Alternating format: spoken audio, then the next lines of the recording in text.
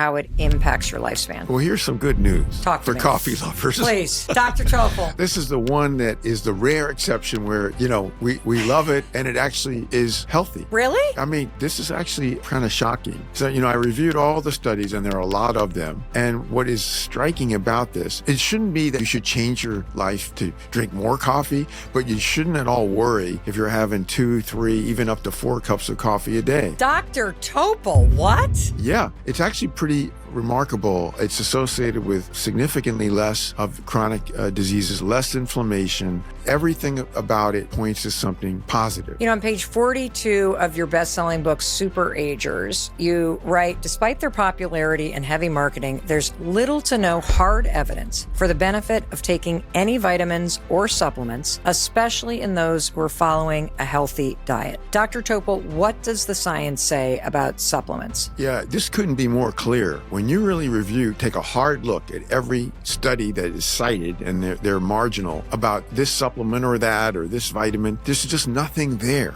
These are small studies with lack of meaningful endpoints. So again, it's really important to look at this hard evidence, and it's void. There's just nothing to support these. And unfortunately, so many people are spending so much money and taking so many different supplements, and there's no proof. And as I reviewed, there's some that have potential adverse effects unknowingly. So you just want to avoid these. And, I've had many patients, they come in with this long list of supplements. In fact, some of them are afraid to show the list of things they're taking.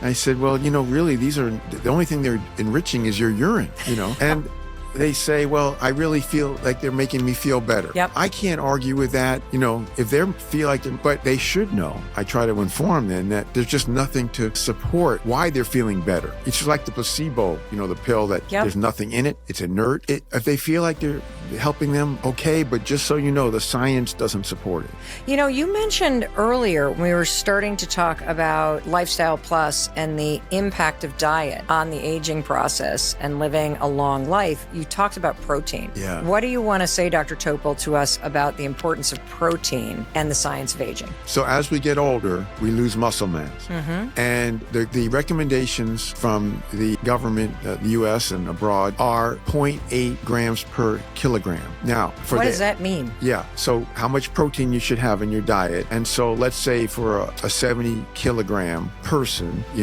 multiply that by 2.2 to get to pounds. You already so lost it's me in the 150 math. I don't know what the hell's pounds. going It's about on. 150 pounds. So 150 pounds, Yeah. What am I eating? You should be taking 70 grams of protein. And now, the point is, if you start to look at how much protein, especially as you get older, you'll say, I'm not getting 70. And by the way, as you get older, maybe you should take 1 per kilogram or 1.2 grams per kilogram. So as you get older, you need more protein? You need more protein. Why? Because you have to counter that propensity for muscle mass loss. You don't want to waste just because of your diet. So you're talking about, for the average person, 70, 80, 90 grams of protein, not 150 or 160.